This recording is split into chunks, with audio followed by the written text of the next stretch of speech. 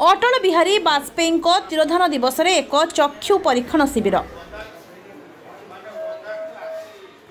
Jajpur college छक स्थित सरस्वती शिशु विद्या मंदिर परिसर में प्राक्तन प्रधानमंत्री अटल बिहारी वाजपेयी तिरोधान दिवस अवसर में एक 3 दिनिया चक्षु परीक्षण शिविर अनुष्ठित हो जाइछि।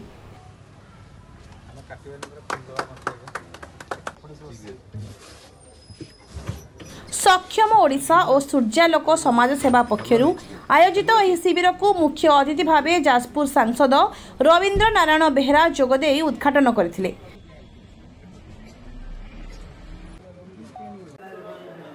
एही अवसर में विद्यालय प्रधान आचार्य अशोक कुमार मिश्र, राष्ट्रीय स्वयं सेवक संघर जिला प्रचारक रश्मि रंजन महाकुर प्रमुख जोगदे एही अनुष्ठान उद्यम को प्रशंसा करथिले।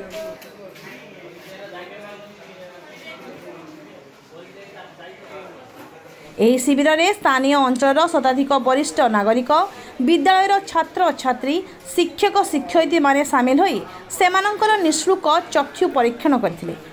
एही शिविर को सक्षम पूर्व ओडिशार जिला सभापति बसबंधु दास, राज्य उपसभापति वीरकिशोर महंत और सूर्यालोक समाज सेवा पक्षरु भवानी शंकर मल्लिक प्रमुख सक्रिय सहयोग करथिले।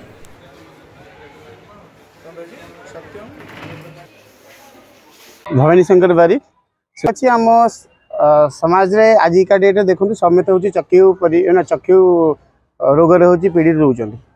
तो एपाई आम जाजपुर नगर में प्रत्येक अंचल आम हूँ गली कंदी आम हूँ चक्षु शिविर आम करने चाहूँ और सक्षम ओडिशा और सूर्यालोक समाज सेवा तरफ आज पूर्वतन प्रधानमंत्री अटल जी तिरोधान दिवस रे ए शिविर को आम आयोजन करूँ। यह हूँ 3 दिन धरी लगी रही। आज 16 तारीख आरंभ होगी 18 तारीख पर्यंत हूँ ये कैंप हूँ चली रहा जिलार विभिन्न स्थान में यह करने भी लक्ष्य रही।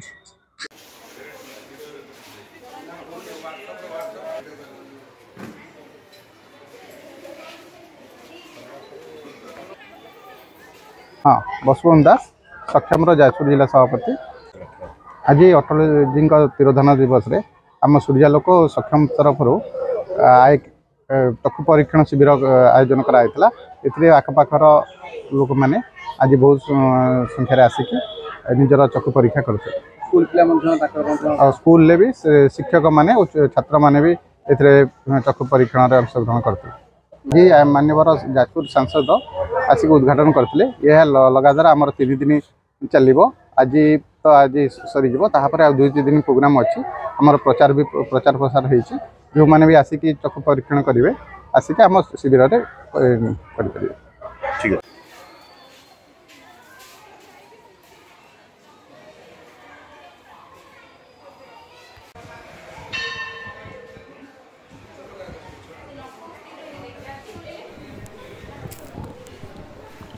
जाजपुर आनंद चंद्र साहू का रिपोर्ट ए ओडिशा।